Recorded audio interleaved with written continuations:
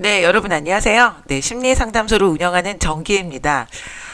먼저 좀 감사의 인사를 드려야 될 것 같아요. 지난달인가요? 제가 구독자가 지난달, 지지난달 정도에 한 500명 정도, 500분 정도로 늘었는데, 그전에는 좀 되게 더디게 갔었죠.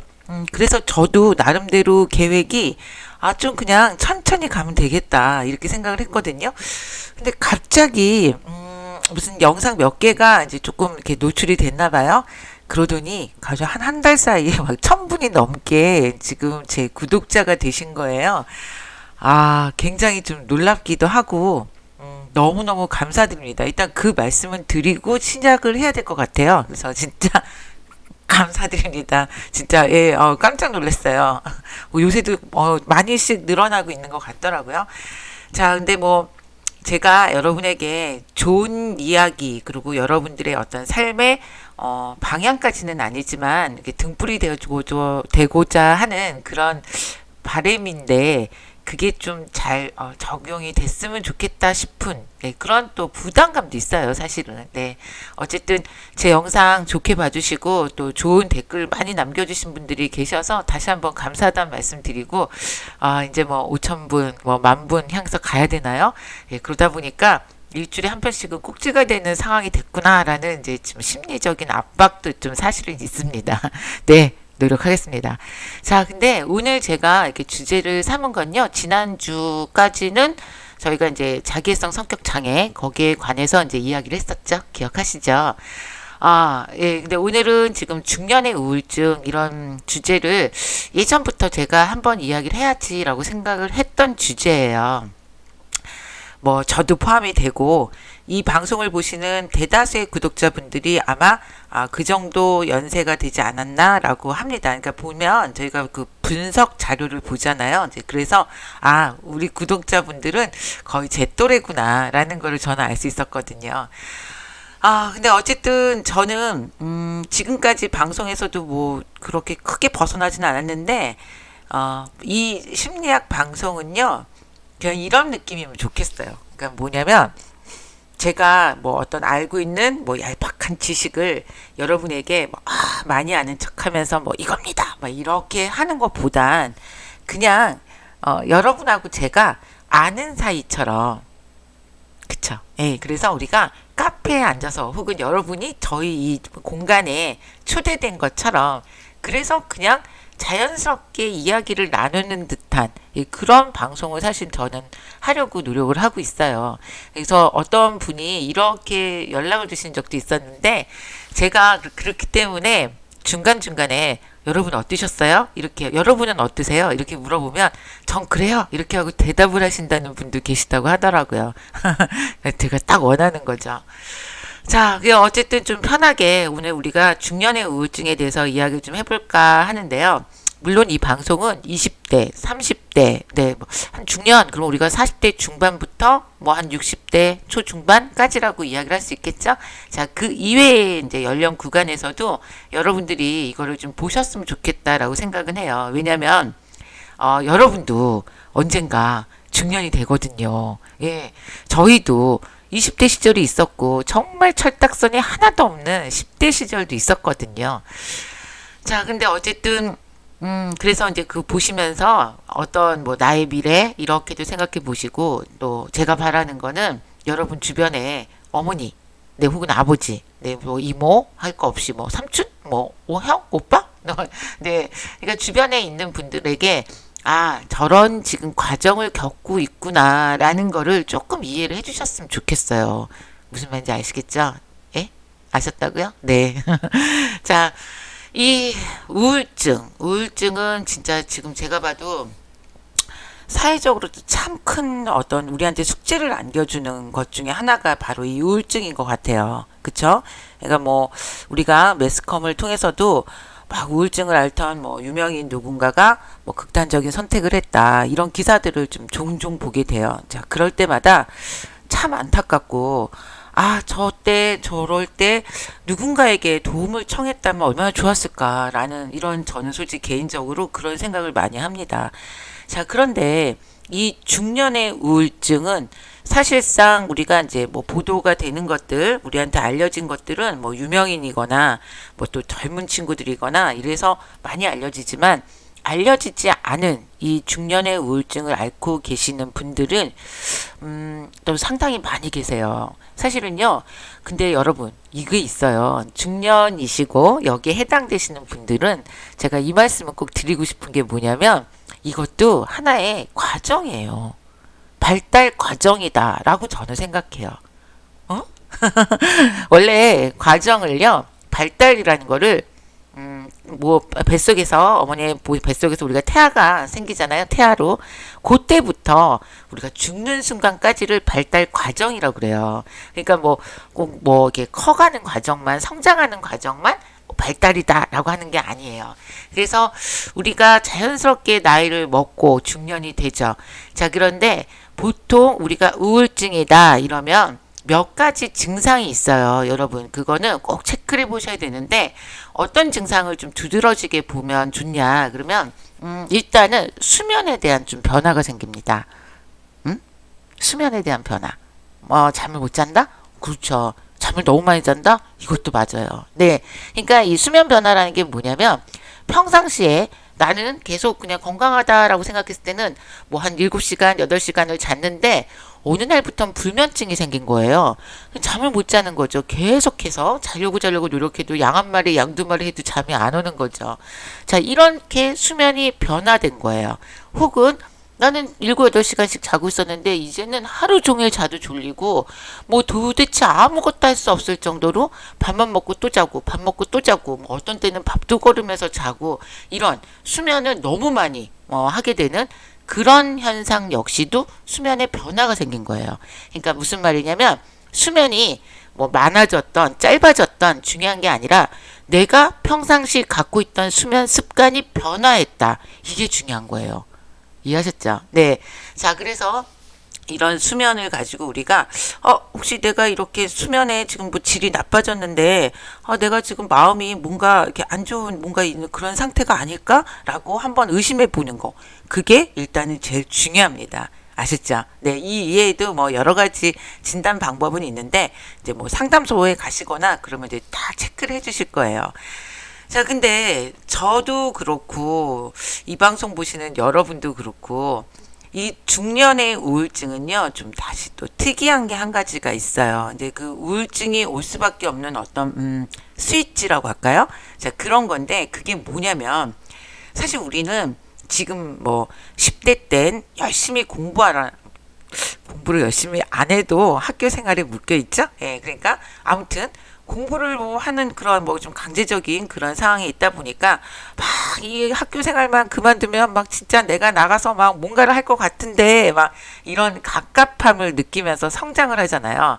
자, 그리고 이제 20대가 되면 그때는 또 뭐 한참 또 엄청 다닐 때죠. 뭐 온 동네 친구들 다 만나고 뭐 이쪽 친구 저쪽 친구 할 거 없이 집에 붙어 있을 시간이 없을 정도로 엄청 바쁜 시간들을 보내게 되죠. 예.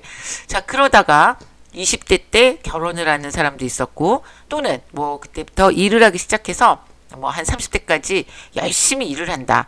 남자분들이라면 20대까지는 막 으쌰으쌰 하고 돌아다니다가 결혼을 하고, 아니 결혼 안 했다 하더라도 이제 직장 생활을 하면서부터는 뭔가 내 자리, 성취감 이런 거에 매달려서 열심히 앞을 향해 가게 돼요. 우리가 100m 달리기를 할 때 똑같죠. 막 누가 100m 달리기 하면서 옆에 영희 안녕, 철수 안녕 뭐 이러고 못 달리잖아요. 그것처럼 전력 질주라는 거예요. 앞만 보고. 자, 그래서 그렇게 살다가 결혼을 하고 가정을 이루고 아이가 생기고 이러면 여기에는 진짜 더할 나위 없는 목표라는 게 생기죠. 내 아이를 잘 키우고 이 가정을 잘 유지해야 된다라는 이런 목표가 있잖아요. 자, 그러다 보니까 정말로 앞뒤 안 가리고 뛰게 됩니다. 네, 아빠는 뭐 남편분은 또 바깥에서 열심히 돈을 버는 일을 하시고, 엄마는 또 안에서 아이의 양육을 하고 또 뭐 또 어떤 경우에는 직장 생활까지 하면서 아이를 양육하기도 하고, 자, 이런 정신없는 시간들이 지나가게 돼요. 그게 아마 40대 초반 정도까지인 것 같아요. 자, 그런데 그러다 보니까 우리가 생각을 해보면요. 뭐 아이를 낳고 결혼을 하고 아이를 낳고 그래서 그 아이가 어느 정도 성장하기까지는 이게 무슨 뭐 한 1년, 2년 뭐 이 정도 걸렸다 이러면 조금 이런 상실감이 들어도 이렇게 툴툴 털 수 있을 텐데 여러분이 만약 어떤 일을 했는데 15년, 20년 가까이 한 가지 일을 계속 했다고 생각해 보세요. 예, 이거는 20대, 30대. 그러면 어떻게 될까요? 그게 곧 저의 생활이 되고 이 이외에 있는 다른 걸 생각할 수 없는 그렇게 인간은 길들여지게 되는 거예요. 자, 그래서 이렇게 길들여진 생활에서 20년씩, 뭐 15년씩, 뭐 이렇게 하면서 아이만 바라보고 저 아이가 성적을 잘 받아야 될 텐데 아이가 뭘 원하나, 아이가 어떻게 되나, 막 이런 그런 것들과 모든 것이 포커스가 가족과, 그러니까 내가 아닌 가족과 이 가족 구성원들에게 가 있다가 어느 순간 한 그 정도 시간이 지나고 나면 아이가 이제 뭐 예를 들어 엄마한테 엄마 좀 그만 좀 해. 엄마는 몰라도 돼. 막 이런 데거나 아빠가 들어오면 거실에 있다가 휙 하고 방으로 들어가 버린다거나 또는 부부 관계에서도 그게 너무 익숙하다 보니까 그냥 마주 보면은 할 얘기도 별로 없고 그냥 뭐 돈 얘기나 뭐 이런 얘기만 하면서 지내게 되는 그런 상황이 오는 거죠. 자, 그렇게 됐을 때 처음에는 어느 정도 그냥 이것도 생활이려니라고 이제 지내다가 어느 순간이 오면 우리는 내가 지금 뭘 하고 살고 있는 거지? 이런 생각을 하게 돼요. 맞죠? 그쵸? 네. 내가 지금까지 뭘 하고 살았지? 이제 이런 생각이 들면 처음으로 하는 게 뭐냐? 그러면 대부분은 옛날 어제도 봤고 오늘 아침에도 봤는데 거울을 딱 보니까 이 거울 속에 웬 아줌마가 있는 거예요. 거울 속에 웬 아저씨가 있는 거예요. 내가 언제 이렇게 변했지? 이렇게 생각이 들면 다시 앨범을 꺼내서 나의 젊은 시절을 한번 보게 됩니다. 자, 그걸 보는 순간 왈칵하고 정말 서러운 생각이 들어요. 예, 그러면서 뭔가 모든 거를 잃어버린 듯한 그런 상실감이 아주 깊게 찾아오게 되죠. 경험하셨나요? 예. 한 번쯤 경험하셨어요? 네. 그럴 때 이게 어떻게 해도 사실은 약간 이제 기간이 가죠. 이게 되면은 이제 갇힌다 그러죠. 자기 안에. 그래서 내가 뭔가를 아까 우리 인간은 성취성 동물이에요. 그러니까 어떤 성취를 하는 걸 너무 좋아하죠, 우리는. 그래서 아이도 열심히 키우고 남편 뒷바라지도 열심히 하고 혹은 우리 아내와 아이를 위해 열심히 일을 하면서 돈을 벌고 이랬는데 어느 순간 이게 너무 무의미해 보이는 거예요. 예, 내가 뭔가 보상 심리라는 게 있죠. 내가 이렇게 했으니까 이쪽에서도 나한테 이런 걸 주고 그래서 막 이렇게 지냈으면 좋겠는데 이쪽에서는 당연한 듯이 받아들이고 뭐야 귀찮게 막 이러면 나는 귀찮은 사람이었나? 그러면서 거울을 딱 보니까 이 아줌마 누구지? 이 아저씨 누구지? 막 이렇게 되는 거예요. 그러다 보면 사실상은 그 상실감 때문에 우울증에 걸릴 확률이 조금 높아지게 되죠. 자, 이 우울증에 걸리면 어떻게 될까요? 우울증을 앓게 되면 사실 이제 우울증이란 거는 마음의 감기다라고 표현을 해요. 감기는 뭐죠? 한번 앓을 때 되게 앓고 열 펄펄 나고 기침 많이 나고 콧물 나고 그런데 또 약을 먹고 어느 정도 푹 앓고 나면 또 가뿐하게 낫는 게 감기이기도 해요. 자, 그래서 이 우울증도 이 마음의 감기다라고 표현을 해요. 자, 그래서 누구나 이렇게 이겨낼 수 있는데 이제 이 기간을 어떤 사람은 너무 오랫동안 감기를 앓게 되는 거고 어떤 사람은 좀 단기간으로 줄여서 감기를 가뿐히 앓고 일어나는 거죠. 자, 이렇게 되는 게 바로 우울증입니다. 어떻게 될까요? 네, 제가 알고 있는 어떤 분들 같은 경우도 보면 이 우울증이 한번 탁 하고 찾아오면 특히 이제 요즘 같은 계절, 겨울, 가을 이럴 때는 뭔가 내 마음도 지금 상실감에 굉장히 괴로운데 창밖을 내다보면 풍성하던 낙엽이 다 떨어져서 바닥에 뒹굴고 이제는 막 앙상한 겨울이 되면 앙상한 나무가지만 남아있는 게 어쩐지 나를 보는 것 같은 느낌이 들고 내 인생이 저렇게 된 것 같고 앞으로 또 생각해보니 살 날이 얼마나 있을지도 모르겠고, 나는 할머니가 되고 싶지 않고, 나는 할아버지가 되고 싶지 않고, 이런 그 내면의 갈등과 이런 것들, 그또 막연한 불안감이 또 생기죠. 내가 언제까지 이걸 유지할 수 있을까? 뭐 지금 이 가정 환경을, 자, 그리고 미래의 나는 어떻게 될까? 뭐 이런 것들이 복합적으로 한꺼번에 찾아오게 되면 결국은 마음의 감기 우울증에 걸리게 됩니다. 앓게 되는 거죠. 예, 뭐 대부분이 많은 부분에서 이런 현상이 나타나요. 아까처럼 수면에 대한 그 변화가 좀 생기고, 그 다음에는 이제 인간관계를 좀 철수하는 경향이 있어요. 그러니까 뭐냐, 그러면 이 집 밖에 나가기가 싫어지는 거예요.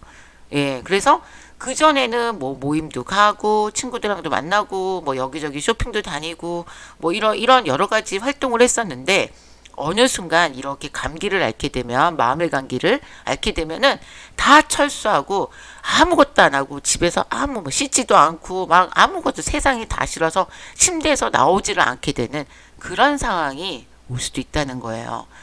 그렇게 됐을 때는 무슨 생각을 할까요? 예, 거의 100가지 중에 90가지는 비관적인 생각을 하죠. 부정적인 생각. 나는 너무 늙었어. 난 안 예뻐. 이 주름 봐. 나는 이제 미래도 없어. 나는 이제 뭐 다들 뭐 왜 나는 이제 얼마나 살까? 막 이런 거부터 시작해서 모든 게 다 허무해지고 모든 것에 대한 상실감을 느끼게 되는 겁니다. 자, 그래서 이렇게 심지어는 이제 조금 심각하게 가시는 경우도 있어요. 경험해 보셨어요? 여러분? 거울 보시면서 어느 날 좌절해 보신 적 있어요? 전 있어요. 네. 저도 어느 날 거울을 봤더니, 이거 웬 아줌마가 있지? 라는 거를 제 경험에서 말씀드린 거예요. 네. 자, 그러면 우리가 이렇게 내가 그런 마음의 감기를 앓고 있다 할 때, 어떻게 해야 될까요?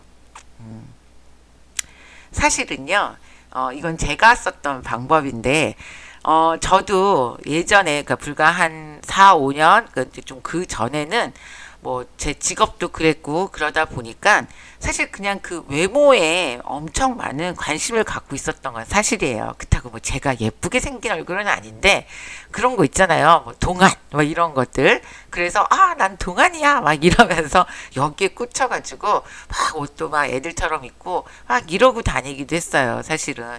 자, 그런데, 그러다 보니까 오히려 내가 나는 나이를 먹었다. 난 중년이다. 이거를 막 회피하다 보니까 오히려 더 어느 순간인가 현실을 딱 봤을 때 우울감이 확 밀려오더라는 거죠. 이해하시죠? 예, 바로 그거예요. 그래서 어떻게 보면 우리는 나이를 먹는 거는 굉장히 멋진 일이에요. 여러분 그렇게 생각 안 하세요? 예, 제가 여기 멘토에 관해서 쓴 그 영상도 있었는데, 저는 그렇게 생각해요. 그러니까, 어느 날 제가 얼마 전에도 그런 적이 있었어요. 이제 뭐, 아는 친구랑 얘기를 하는데, 나는 앞머리 안 자르고 이렇게 길러서 넘기기로 했어. 물론 얼굴이 이렇게 크고, 뭐, 살도 찌고 그랬지만, 뭐 어때? 뭐 이랬더니, 그래도 그러면 좀 나이 들어 보이지 않겠어? 이렇게 얘기를 하길래, 아니, 나이를 어차피 먹었는데, 들어 보이는 게 뭔 상관이야? 내가 이렇게 얘기를 했어요. 그러네? 라고 하더라고요. 맞죠? 예. 전 나이를 먹었거든요. 그러니까 나이 먹은 거를 그냥 표현하는 건데, 뭐 이거를 감추고 싶어서 굳이 막 앞머리 자르고 막 예쁜 옷, 그 애들 같은 옷을 입고 뭐 이렇게 다니는 거는 오히려 그거를 감추기 위해서 얼마나 노력을 해야 되겠어요. 그럼 사람이 얼마나 피곤하겠어요. 그쵸? 그런데 그렇게 노력을 했는데도 불구하고 어느 순간인가는 분명히 내가 나이를 먹었구나 라는 걸 느낀다는 거죠. 머리 흰머리 났네? 뭐 이런 것부터 시작해가지고.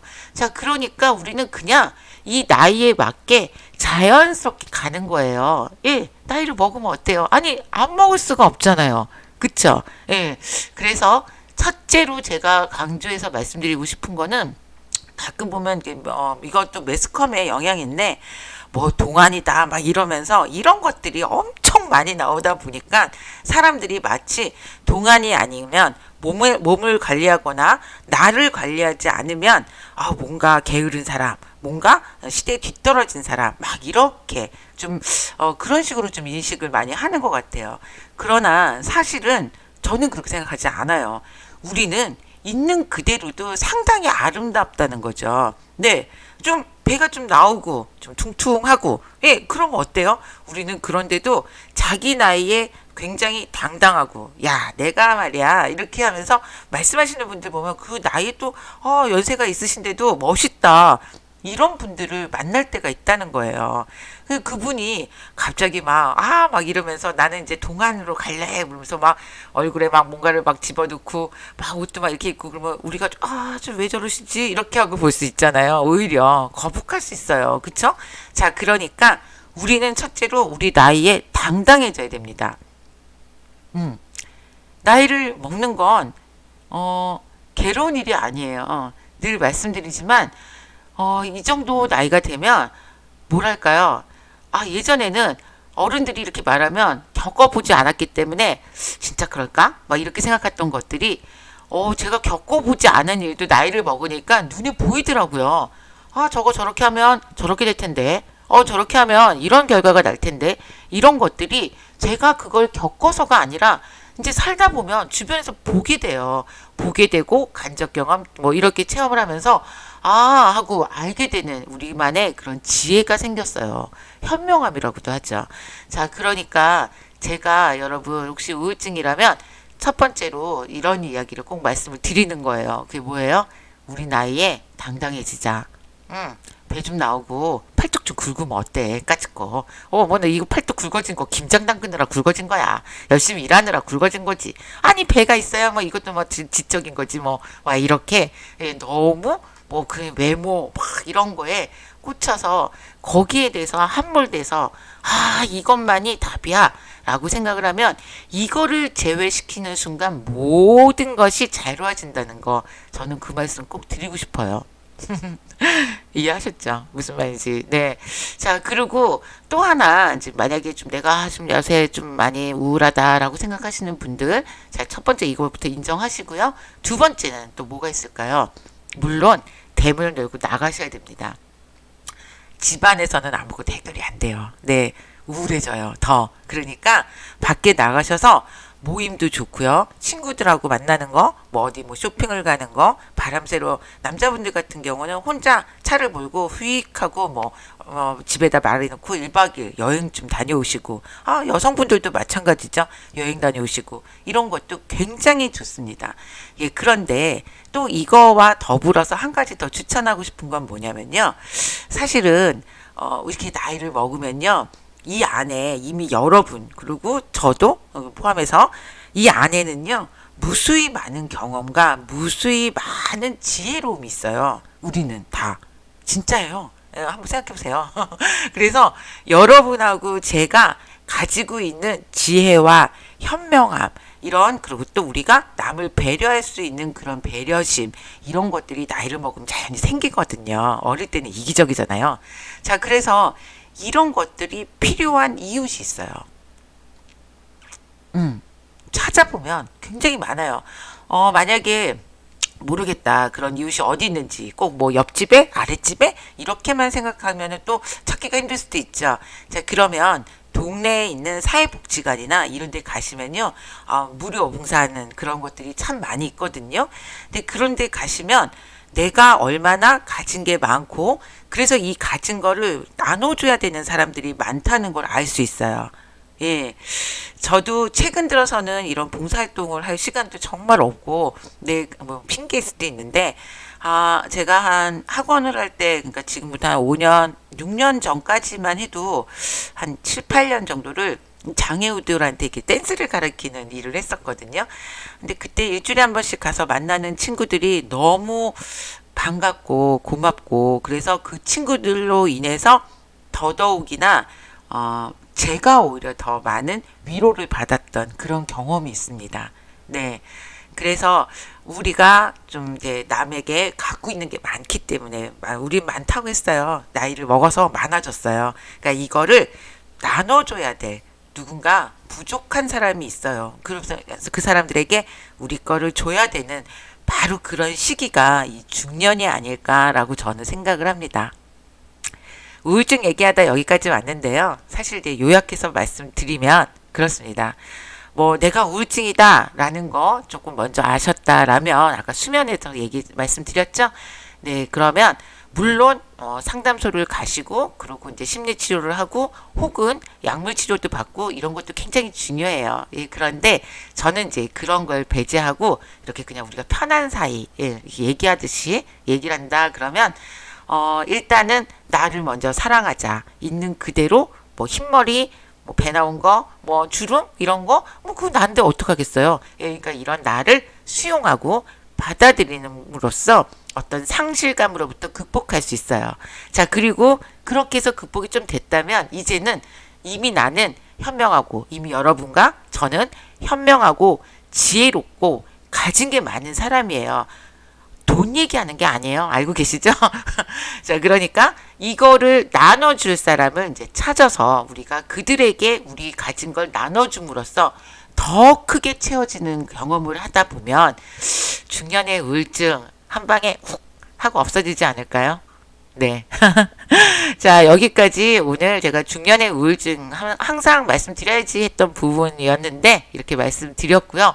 다시 한번 마지막으로 여러분 1000분이 훌쩍 넘었어요. 예, 그래서 다시 감사드리고요. 앞으로 일주일에 한 편씩 꼭 영상 찍도록 노력하겠습니다. 재밌게 보셨으면 좋았을 텐데 또 말이 많다고 막 쓰시는 분도 계시더라고요. 아유, 근데 그냥 이렇게 얘기하듯이 하는 거니까 너무 강의처럼 생각하지 않으셨으면 좋겠어요. 그쵸? 생방송을 해야 되나요? 네, 생방송도 한번 준비해 보겠습니다. 자, 편안한 저녁 되세요. 감사합니다.